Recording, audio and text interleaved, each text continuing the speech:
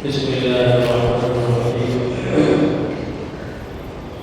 الحمد لله رب العالمين، والصلاة والسلام على سيد الأنبياء والمرسلين محمد وآله وأصحابه أجمعين ومن تبعهم بإحسان إلى يوم الدين. أما بعد، فقد قال الله تبارك وتعالى: أعوذ بالله من الشيطان الرجيم. بسم الله الرحمن الرحيم.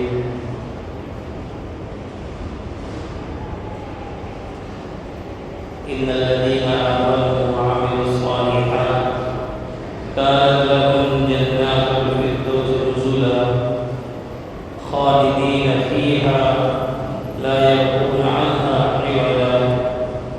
قل لو كان البحر مدادا لكلمات ربي لنفد البحر قبل أن تنفد كلمات ربي ولو جئنا بمثله مددا. صدق الله العظيم. بزرگوں دوستوں، ابھی میں نے قرآن مجید میں سورہ کہف کی آخری سے پہلے کی دو آیتیں پڑھی اور کئی بار ان آیات کو پڑھ کر آپ کے سامنے گفتگو ہو چکی ہے۔ مقصد یہ ہے یاد دہانی۔ جب کسی چیز کا بار بار تذکرہ کیا جاتا ہے تو وہ چیز انسان کو اپنی جانب متوجہ کرتی ہے اور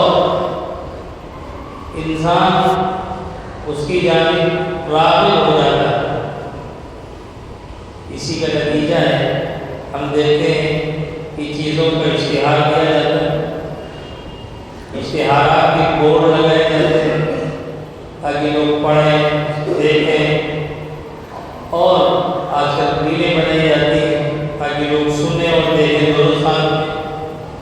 تو اس کے اثرات انسان پر مرتب ہوتے ہیں اور کبھی کبھی بے خیالی میں انسان اسے دیکھنا نہیں چاہتا اور انسان اس کی جانب توجہ کرنا نہیں چاہتا، لیکن پھر بھی وہ جب اس کی نگاہ اس پر پڑ جاتی ہے، اس کے فضائل اور مناقب، اس کی خوبیاں اس کے کانوں میں پڑتی ہیں تو غائبانہ طور پر انسان اس کی جانب متوجہ ہو جاتا ہے۔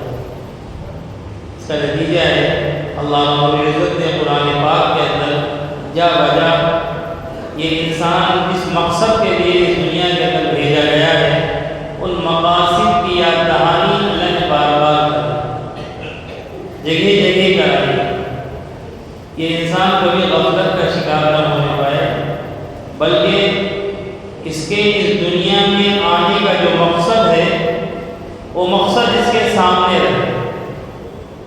جب اس کا مقصد اس کے سامنے ہوگا تو پھر یہ راہ راست، یہ سیدھا جو راستہ ہے، جو راستہ اس کو منزل مقصود تک پہنچانے والا ہے، یعنی جہاں ہمیں جانا ہے اس منزل تک جو راستہ لے کر جانے والا ہے، اس راستے کو کبھی چھوڑے گا نہیں، بلکہ اس راستے پر جمع رہے گا، اس کو پکڑے رہے گا۔ اگرچہ اس راستے پر چلنے میں تکلیفیں آئیں، پریشانیاں آئیں، مصیبتیں آئیں، لیکن ایک عقل مند انسان ان پریشانیوں کو، ان تکلیفوں کو، ان مصیبتوں کو برداشت کر لے گا کہ وہ تو راستے کی پریشانیاں ہیں، یہ راستے کی پریشانیاں ہیں، اپنی منزل پر آپ پہنچ جائیں گے۔ اور اس کا ہمیں روز تجربہ ہوتا ہے، سفر کرتے ہیں، چھوٹا سفر ہے بس کا اور رکشے کا، گاڑی کا، وہاں پر کہیں روڈ خراب ہے، کہیں ٹریفک جام ہے، کہیں کھڈے ہیں، کوئی بات نہیں پہنچ جائیں گے۔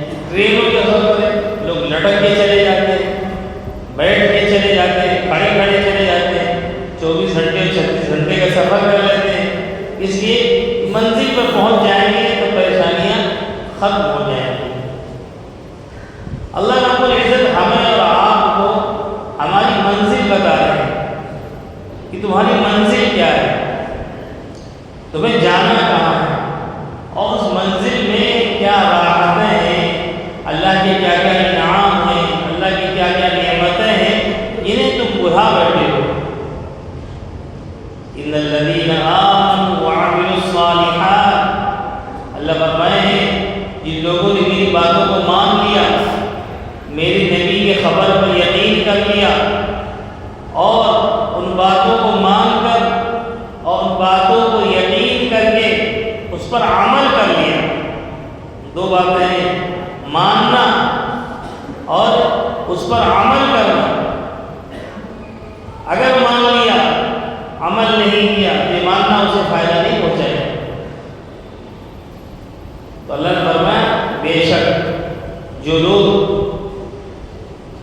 میری باتوں کو یقین کرتے ہیں، مانتے ہیں، آمنو، ایمان کا مطلب نہیں ہے ماننا، یقین کر لینا اللہ کی خبر پر، اس کے بھیجے ہوئے نبیوں کی خبر پر، اس کو مان لینا۔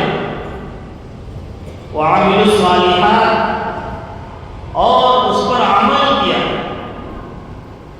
ماننے کے ساتھ اس پر عمل کیا۔ عمل کرنے میں کبھی بڑی تکلیفیں آئیں گی، کبھی پریشانیاں آئیں گی، کبھی مصیبتیں آئیں گی۔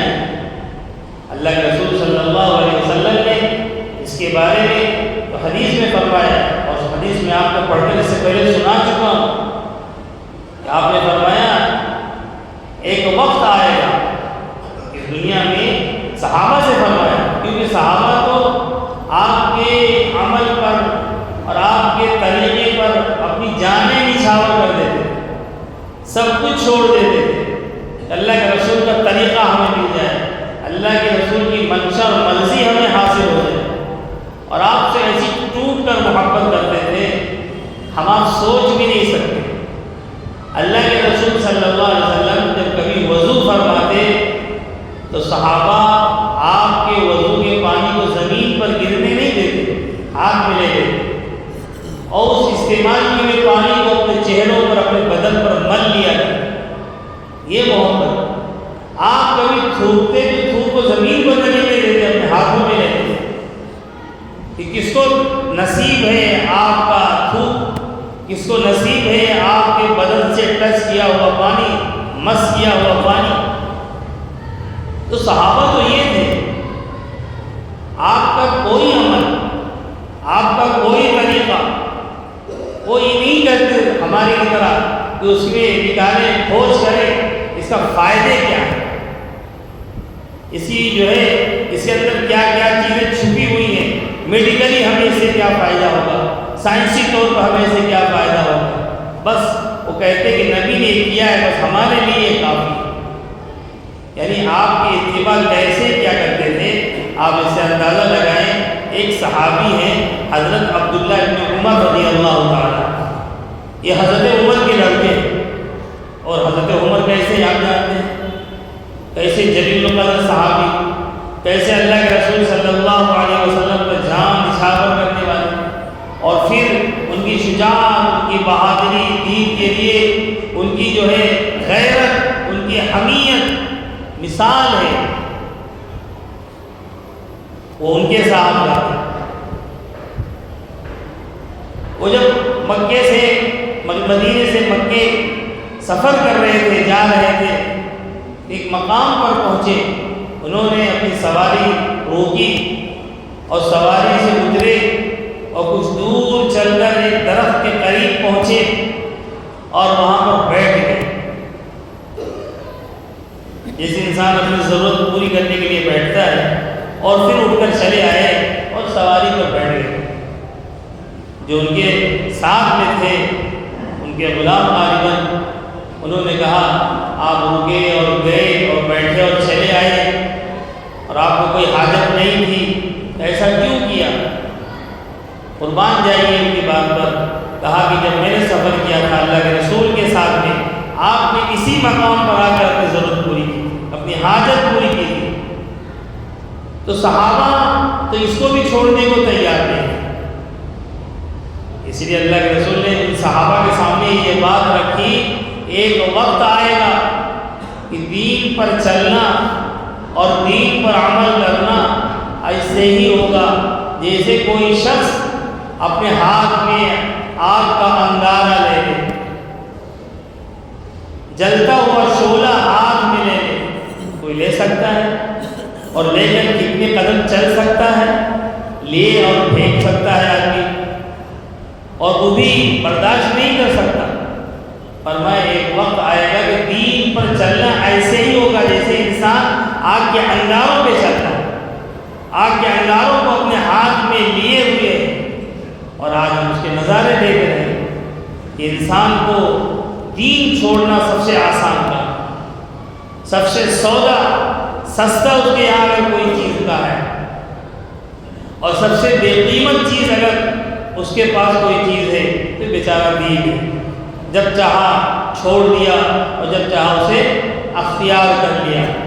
کہیں وہ دین اسے لگتا ہے کہ اس پر چل کر ہمیں راحت ملے گی، دنیاوی فائدے ملیں گے، اطمینان ملے گا، سکون ملے گا، لوگوں کی نگاہوں میں عزت ملے گی، وہ دین پر چلے گا۔ اور اسے کبھی لگا اگر ہم دین پر چلے تو لوگ مذاق اڑائیں گے، لوگ ہنسیں گے، دنیا کا ہمارا کوئی فائدہ نہیں ہوگا بلکہ نقصان ہو جائے گا، اس دین پر چلنے کی وجہ سے میرا یہ نقصان ہو جائے گا، اس دین کو ترک کر دے گا، چھوڑ دے گا۔ اور بعض مرتبہ اسے لگتا ہے کہ دین پر چلنے میں میرا بہت بڑا نقصان ہے تو اس طرف رخ ہی نہیں کرے گا، وہ اپنے آپ کو مسلمان ظاہر ہی نہیں کرے گا کہ میں مسلمان ہوں۔ ایسا لباس، ایسا حلیہ، ایسا طریقہ بات کرنے کا، ایسا انداز، نام رکھنے کا ایسا طریقہ اپنا لے گا، یہ سمجھے نہیں کہ یہ مسلمان ہے کہ کیا ہے۔ فرمایا دین تو ان صحابہ کو بڑا تعجب ہو کہ اللہ کے رسول کیا ایسا ہی ہوگا کہ لوگوں کو دین پہ چلنا اتنا مشکل ہوگا؟ جو صحابہ دین کے لیے بڑی سے بڑے قربانی دینا اور دین کے لیے مشقتیں برداشت کرنا۔ ایک صحابی کے سامنے جب اللہ کے راستے پہ صدقہ کرنے کی فضیلت آئی، اللہ کے رسول نے فرمایا صدقات کی یہ فضیلت ہے، یہ فائدے ہیں، یہ فائدے ہیں۔ صدقات دنیا کی مصیبتوں کو ٹال دیتا ہے اور اللہ کے یہاں بڑے اجر و ثواب کا مستحق ہوتا ہے۔ وہ ایک خاص خرچ کرتا ہے 700 گنا اسے اللہ کی بارگاہ میں ملے گا، مختلف باتیں۔ تو ایک صحابی بیچارے مالی لحاظ سے بڑے کمزور تھے، مزدوری کیا کرتے تھے، ان کے دل میں خیال پیدا ہوا کہ مالدار لوگ تو خرچ کر کے یہ ان فائدوں کو، ان نیکیوں کو حاصل کر لیں گے، میرا کیا ہوگا، میں کیا کروں؟ دن بھر مزدوری کرتے، جو کچھ ملتا لا کر بال بچوں کو کھلا دیتے، بچتا ہی نہیں تھا کچھ۔ ایک دن انہوں نے ٹھان لی مجھے بھی صدقہ کرنا ہے، اور پھر رات میں مزدوری کرنے کے لیے نکل پڑے۔ کسی باغ کی سینچائی انہوں نے رات بھر کی، اور رات بھر مزدوری کرنے کے بعد انہیں جو مزدوری ملی وہ چند کھجوریں تھیں۔ اب جانتے ہیں جو لوگ کسان ہیں، کسان کے یہاں مزدوری پہلے وہی ملا کرتے ہیں، تو مزدوری ہی نہیں ملتے، مشینیں آ گئی ہیں، بڑی تکلیفیں ہوتی ہیں۔ جو کھیتی باڑی کرتے ہیں اسے پوچھو کیا حال ہے، ورنہ پہلے کسان کے یہاں مزدور کام کرنے آتے، مزدوری کرتے، اور جو فصل کاٹتے اسی فصل کا ایک متعین حصہ ان کو دے دیا جاتا ہے۔ گیہوں کاٹا تو گیہوں، دھان کاٹا تو دھان، جو بھی ہوتا۔ تو چونکہ وہاں کھجور زیادہ تھی، کھجور کے باغات تھے، انہیں مزدوری میں کھجوریں ملی، اور پھر خوش اللہ کے رسول صلی اللہ علیہ وسلم کی خدمت میں صبح صبح حاضر ہو گئے، کھجوروں کی پوٹلی لے کر۔ وہاں صدقات کے ڈھیر لگے ہوئے، جو مال آیا تھا تقسیم ہونے کے لیے کہ غریبوں، مسکینوں، ضرورت مندوں میں تقسیم ہوگا۔ یہ صحابی پہنچے اور اللہ کے رسول کی خدمت میں پیش کر دیا کہ اللہ کے رسول میرا مال ایسا صدقہ کر دیا۔ اللہ کے رسول صلی اللہ علیہ وسلم اس مال کو قبول فرمایا، اور آپ نے ان چند کھجوروں کو، وہ جو مال کے ڈھیر لگے ہوئے اس کے اوپر پھیلا دیا، بکھیر دیا، اس میں ملا دیا، کہا یہ اتنا قیمتی صدقہ ہے اور اتنا مخلصانہ صدقہ ہے کہ اللہ رب العزت اس برکت سے تمام صدقات کو قبول فرمائے۔ تو صحابہ کا تو یہ حال تھا۔ ان صحابہ کے سامنے جب یہ بتایا جائے کہ لوگوں کو دین پر چلنا ایسا ہوگا جیسے ہاتھ میں انگارے لینا ہوگا، تو تعجب ہونے والی بات ہے۔ لیکن آج ہم دیکھ رہے ہیں کہ دین پر چلنا تو انگارے پہ چلنے ہی جیسا ہے، بعض مرتبہ تو موت کو دعوت دینا جیسا ہے۔ لیکن میرے بھائی، دین اس سے بھی زیادہ قیمتی ہے۔ اگر دین کے راہ میں جان چلی جائے تو اس سے زیادہ قیمتی کوئی جان نہیں۔ دین کے راہ میں اگر مال چلا جائے تو اس مال سے زیادہ قیمتی کوئی مال نہیں۔ اور دین کے راہ میں اگر ہماری عزت نفس اور ہماری عزت کو بٹا لگ جائے، ہمیں ذلیل اور خوار کر دیا جائے، تو اس عزت کے سامنے ہزاروں اور لاکھوں عزتیں قربان ہیں۔ کیونکہ اللہ کے راہ میں جو ستایا جاتا ہے، اللہ کے راہ میں جسے تکلیفیں دی جاتی ہیں، اللہ کو اپنے بندے کی یہی ادائیں پسند آتی ہیں۔ اس لیے آقا دو جہاں محمد رسول اللہ صلی اللہ علیہ وسلم نے فرمایا کہ اللہ کے دین کے خاطر جتنا مجھے ستایا گیا، جتنا مجھے جو ہے اس راہ میں پریشان کیا گیا، جتنا ذلیل و خوار کرنے کی کوششیں کی گئی، اتنا کسی کو نہیں ہے۔ تو کیا آقا دو جہاں محمد رسول اللہ صلی اللہ علیہ وسلم سے بڑھ کر کسی کی عزت ہو سکتی ہے اور کسی کی جان ہو سکتی ہے؟ کہ آپ پر جان لیوا حملے کیے گئے، آپ کی عزتوں پر کیچڑ اچھالے گئے، پاک دامن بیویوں پر الزامات لگائے گئے، بیٹیوں کو ستایا گیا، جس میں اطہر پر کیچڑ اور مٹی ڈالی گئی، تھوکنے کی کوششیں کی گئی۔ کیا نہیں کیا گیا؟ ایسی کیسی باتیں نہیں کہی۔ اس لیے اگر کبھی اللہ نہ کرے یہ حالات آئیں، لیکن اگر آ جائیں ہم اسے ڈرے نہیں، گھبرائے نہیں، دل کو چھوٹا نہ کریں، دل کا اطمینان ہو۔ یہ ہمارے نبی کی راہ ہے، یہ تو اللہ کی سنت ہے۔ انہی راہوں میں چل کر ہم اللہ کی بارگاہ میں سرخرو ہوں گے۔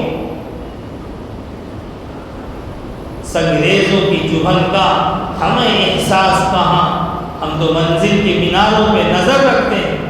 ہماری منزل تو جنت ہے، ہمیں ان کی پرواہ نہیں ہے، ان تکلیفوں کی، ان پریشانیوں کی۔ اس جان کی کیا حیثیت، کبھی بھی آئے، مرنا تو ہے، مرنے سے کوئی بچ نہیں سکتا۔ جب انبیاء نہیں بچے تو ہم اور کیا؟ وما محمد الا رسول قد خلت من قبلہ الرسل۔ اللہ نے محمد رسول اللہ کے بارے میں فرمایا محمد تو ایک رسول ہے، ان سے پہلے بہت سے نبی ہیں اور انبیاء گزر چکے ہیں۔ سب کو موت آنی ہے، موت تو اپنے وقت پر آنی ہے، اس سے پہلے نہیں آ سکتی۔ لیکن اگر دین کی راہ میں آ جائے تو اس سے اچھی اور اس سے قیمتی کوئی موت ہو نہیں سکتی۔ اس لیے ہمیں اپنی منزل کا پتہ ہو۔ آج ہم اپنے ایڈریس بھول چکے ہیں، ہمیں جانا کہاں ہمیں پتہ ہی نہیں، اس لیے ہم پریشان ہیں۔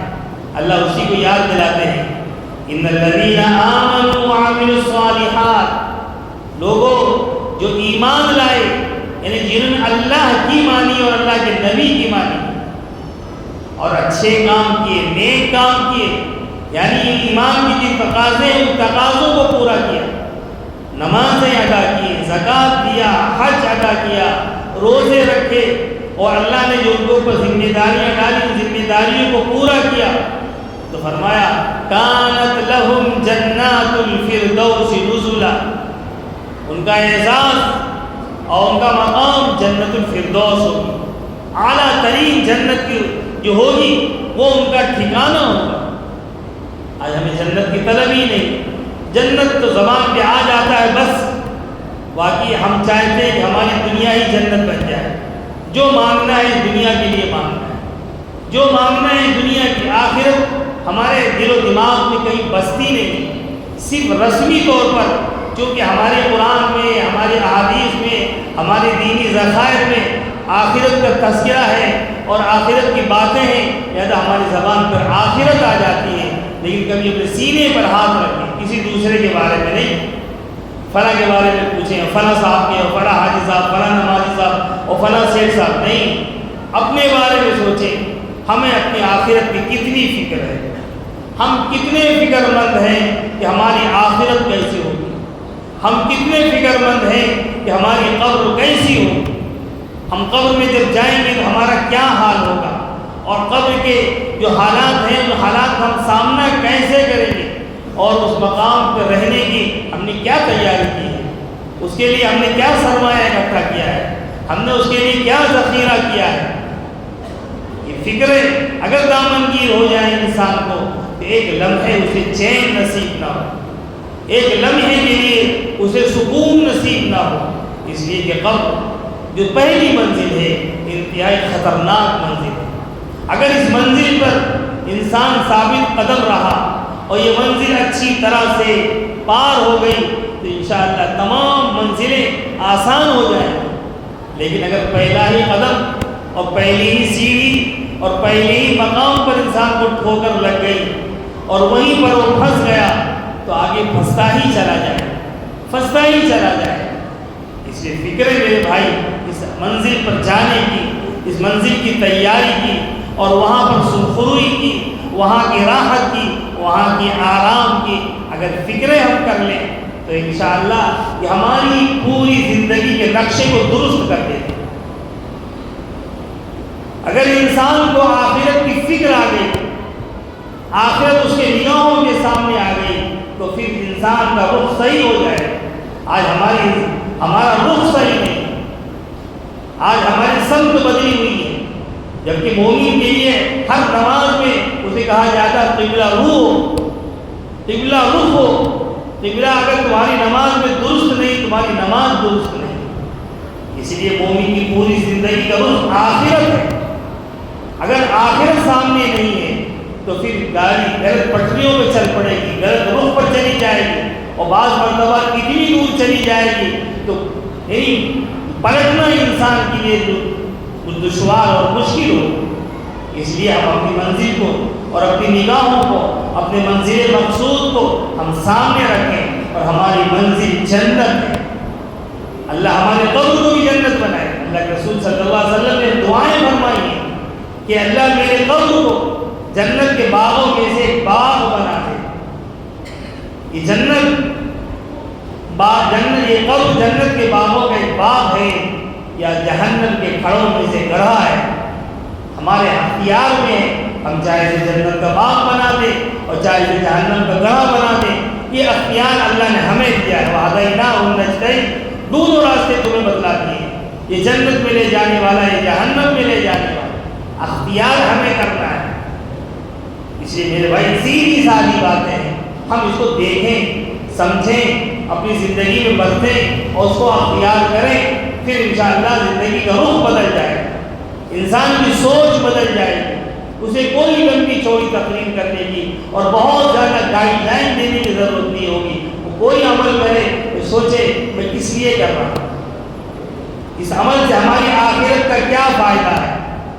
بس انسان نے یہ کر لیا تو انشاءاللہ اس کا ہر عمل اسے جنت میں لے جانے والا اور قبر کی منزل کو آسان کرنے والا عمل ہوگا، اور جب وہ قبر میں جائے گا تو قبر اس کا استقبال کرے گی۔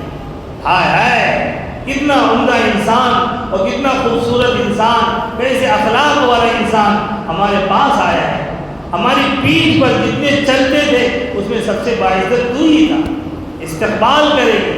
اور حدیث میں آتا ہے تا حد نظر اس کی قبر وسیع ہوتی چلی جائے گی، جنت میں اس کا مقام دکھا دیا جائے گا کہ یہاں سے اٹھنے کے بعد تمہیں وہاں جانا ہے، اور اسے سلا دیا جائے کہ سو جا سکون و اطمینان کے ساتھ، جس طرح دلہن آتی ہے اطمینان و سکون کے ساتھ آتی ہے، اسے بھی ٹینشن نہیں ہے کہ اٹھ کے ناشتہ پکانا ہے، گھر والوں کا کھانا تیار کرنا ہے، بچوں کے کپڑے دھونے، کچھ نہیں، آج تو اس کا پہلا دن ہے گھر کے اندر اطمینان کے ساتھ۔ اسی طرح جنتی جو ہوگا قبر میں اس کا استقبال ایسا ہی ہوگا، لیکن اگر اس کے برخلاف ہمارے اعمال رہے تو پھر وہ قبر وہ ہمیں سنائے کہ ایک بدترین انسان ہمارے پاس آیا ہے، میرے پیٹھ پہ جتنے چلتے تھے سب سے برا اور گھٹیا انسان تو تھا، آج تو میرا برتاؤ دیکھے گا۔ اور حدیث میں آتا ہے قبر کی دونوں دیواریں ایک دم آپس میں مل جائیں اور اس کو ایسا دبا دیں گی جسے اپنی سینڈوچ بنا دیں، ایک پسلیاں دوسروں میں گھس جائیں، چیخے گا اور چلائے گا، اور جہنم میں اس کا مقام دکھلا دیا جائے گا، عذاب کے فرشتے متعین کر دیے جائیں گے اور سانپ اور بچھو وہاں اس پر ڈال دیے جائیں گے۔ تکلیفیں وہیں سے شروع ہو جائیں گی۔ قیامت کب آئے گی اللہ کو معلوم ہے، لیکن مرنے والے کی قیامت مرتے ہی شروع ہو جاتی، مرا قیامت شروع، دھوکے میں نہ رہیں کہ ہزاروں سال سے سن رہے ہیں قیامت آنے والی ہے، قیامت آنے والی ہے، ابھی قیامت نہیں آئی۔ اور آپ تو کہتا ہے اقتربت الساعة وانشق القمر، قیامت قریب آ چکی ہے اور چاند پھٹ چکا ہے، یعنی بس ہونا ہی چاہتا ہے، اسی لیے ٹائم لگنے والا نہیں ہے، لیکن مرنے والے کی قیامت تو مرتے ہی شروع ہو جاتی ہے۔ اس لیے میرے بھائی ہم اپنی زندگی کی فکر کریں، آخرت کی فکر کریں۔ ان الذین آمنوا وعملوا الصالحات، جو ایمان لائے اور اچھے کام کیے، کانت لہم جنات الفردوس نزلا، اور ان کا بلند مقام جو ہوگا جنت الفردوس میں ہوگا، ان کی مہمان نوازی جنت میں کیا جائے گی، خالدین فیہا، ہمیشہ رہیں، وہاں سے کوئی انہیں نکالے گا نہیں، وہاں سے انہیں بھگائے گا نہیں، کوئی ٹینشن نہیں رہے گا آج ہے پھر ہٹا دیے جائیں گے، ہٹا نکال دیے گا، کوئی فکر نہیں، ہمیشہ ہمیشہ رہیں گے۔ اس لیے میرے بھائی ہم جنت مانگیں، جنت کی اللہ سے طلب کریں، اور جب وہ اعمال کریں جو ہمیں جنت میں لے جائیں، دنیا کو جنت کی بنانے کی فکریں نہ کریں، دنیا کے اندر دین کو اختیار کریں، اس دین پر چلنے میں چاہے مشقت ہو، چاہے پریشانی ہو، چاہے نقصان ہو، کچھ بھی ہو، کیونکہ اس دین پر چل کر ہی ہمیں جنت ملنے والی ہے۔ اس لیے اللہ کے رسول نے فرمایا حفت جنت بالمکارم، جنت کے ارد گرد جو اس کی باڑ لگائی گئی ہے، جنت کے جانے والے جو راستے ہیں بڑے اوبڑ کھابڑ ہیں، بڑے دشوار گزار ہیں، بڑے پریشان کن ہیں، ان راستوں پہ چلنا آسان نہیں ہے جو جنت کی طرف جاتے ہیں۔ لہذا ان تکلیفوں، ان رکاوٹوں کو پار کر کے ہمیں جنت ملنے والی ہے۔ وحفت النار بالشہوات، اور جہنم کی طرف جو جانے والے راستے ہیں بڑے اچھے ہیں، بڑے خوبصورت ہیں، بڑے دل فریب ہیں، بڑے سپاٹ ہیں، کوئی پریشانی نہیں، کوئی تکلیف نہیں، دل کھینچتا ان کی طرف چلا جاتا ہے، وہاں چلنے کے لیے کوئی پریشانی نہیں، تاکہ راستے تمہیں جہنم میں پہنچا دیں گے، اور تکلیفوں کا جہاں ڈھیر ہے اور جہاں تکلیفیں ہی تکلیف ہیں، پریشانی ہی پریشانیاں ہیں۔ اللہ سے دعا کرنا چاہیے اللہ ہمارا خاتمہ ایمان پر فرمائے، ہمیں زندگی بھر دین پر عامل بنائے، اور دین پر چل کر ہی اللہ رب العزت کیا ہمیں سرخرو فرمائے۔ وآخر دعوانا ان الحمد للہ رب